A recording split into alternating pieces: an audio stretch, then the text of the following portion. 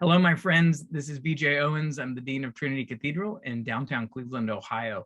And we're coming up on, we're in the midst of Death Penalty Abolition Week. And so I'm so grateful to Hannah Kubbins for a few minutes of her time. She's the executive director of Ohioans to Stop Execution. And we're here to talk just a little bit about some of the work in front of them that they're spearheading, and to give people a sense of how they might get involved in this week and really any week. Hannah, why do you find that so many faith communities, so many organizations, and so many people are supporting an abolition to the death penalty? Yeah, sorry, I don't know what happened. So I think you can answer that question a number of ways, but I'll start here. I think I'm very guilty of this. I am very much focused on the lack of practicality of the death penalty, of the logic, or lack thereof, on the death penalty, of the numbers, the data, the stats, etc. But I think what we're seeing is that, yes, those things absolutely matter, and they show us that it is a broken system. But the death penalty and where you stand on it is really more reflective of who we are as a society.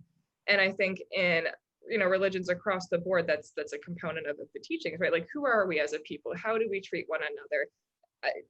Are we really rehabilitating folks who have committed atrocious crimes, or are we just seeking vengeance? And so I think that's a common theme that you'll see across faith communities, and that's why we're seeing such broad participation from a number of Christian denominations, from Judaism, Islam, etc.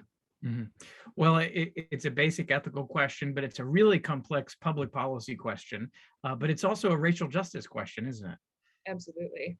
It touches so many of the areas of the brokenness of our society. And I wonder if, in many ways, the debate over the death penalty points to so many of the areas of brokenness that almost kind of come to fruition in how we think in terms of execution. Oh, shoot, sorry, I was getting a phone call.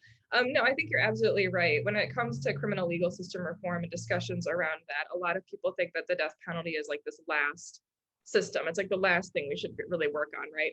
But the thing is, with the death penalty, all the problems, some of them that you just spoke to, racial disparity, geographic disparity, they're all present in the criminal legal system. But in the death penalty, there's a life on the line, right? So it encapsulates all the problems in our legal system, but it's also it affects such a small population of people. I don't think folks realize that, because everyone has an opinion on it, right? But I've never been personally caught up in the system. I don't have a loved one who I lost to a violent crime. I'm not an attorney. So there are just better ways to keep society safe and heal communities without a death penalty. Well, we are in the midst of Death Penalty Abolition Week. And so I know you're busy, and I'm grateful for just a few minutes of your time. Tell us a little bit about what's happening and how folks can connect to it now and in the weeks and months to come. Absolutely. So Ohio Faith Communities for Death Penalty Abolition Week is, ramping up now. So it'll go until the 17th of October. And this is really just an opportunity for faith communities and faith leaders across Ohio to stand in solidarity for abolition of the death penalty.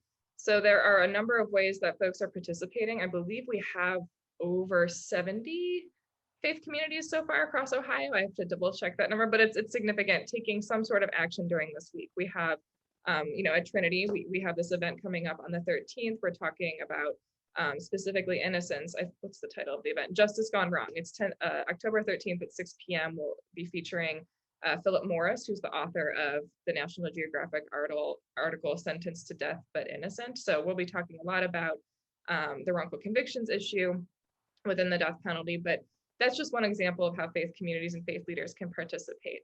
We've offered, to provide yard signs. We've offered to help, draft bulletin inserts. You can host a prayer service or a vigil, including it in your sermon, writing notes to legislators, submitting a letter to the editor as a person of faith. There are a lot of different ways that people can get involved, and it's not a one-size-fits all, because I know we're all very busy and there are a lot of problems in the world that we all want to take action on. But if you do want to get more involved, head to nodeathpenaltyoh.com. I don't know if you'd like me to just send follow-up links. That might be easier to direct folks, but you can, yeah, I can do that. But there is a volunteer or get involved tab at the top of that webpage where folks can sign up, and that'll immediately just put them in touch with the organizing team and get them looped into the campaign. Great.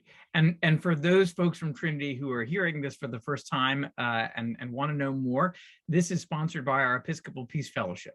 And so Bruce Freeman in particular is the person to get to know, who can connect us to all these things, as well as about the workshop that you described that coming up on, I believe that's next Wednesday. Is that right? Correct. Mm-hmm. Good. So before we close, what can you tell me, Hannah, what is most pressing from a legislative standpoint as we look in Ohio at bringing about the abolition of the death penalty? Like what would be most impactful for folks to make sure this gets over the finish line? Mm-hmm. I think that lawmakers really, I mean, they work for us, right? Not the other way around. There are lawmakers, they represent us, they are working on behalf of their constituents. So any sort of outreach that you can make to your lawmakers, we also on this No Death Penalty OH website have a bunch of resources for you to get in touch with them. We have an action network form to send an email.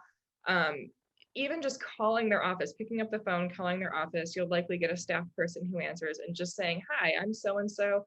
I am from, Representative X's district and I support House Bill 183 or Senate Bill 103. So I think that really is what's most impactful is when lawmakers are hearing directly from their constituents, because it gives them that permission to be on the right side of this. Thank you so much. Hannah Kubbins is the executive director of Ohioans to Stop Ohioans to Stop Execution. This is we're glad you can be with us as a part of Death Penalty Abolition Week, which is October 8th through 17th. Join us next Wednesday if you'd like to be a part of that webinar. And there are lots of ways to connect and Hannah, we're so grateful for the work that you and your organization are doing, and thank you for the chance to be in partnership with you as well. And I personally want to offer thanks to the Episcopal Peace Fellowship for their ongoing support in keeping this in front of us. Hannah, thank you so much for your work and thank you for your time. Thank you. Thanks for having me.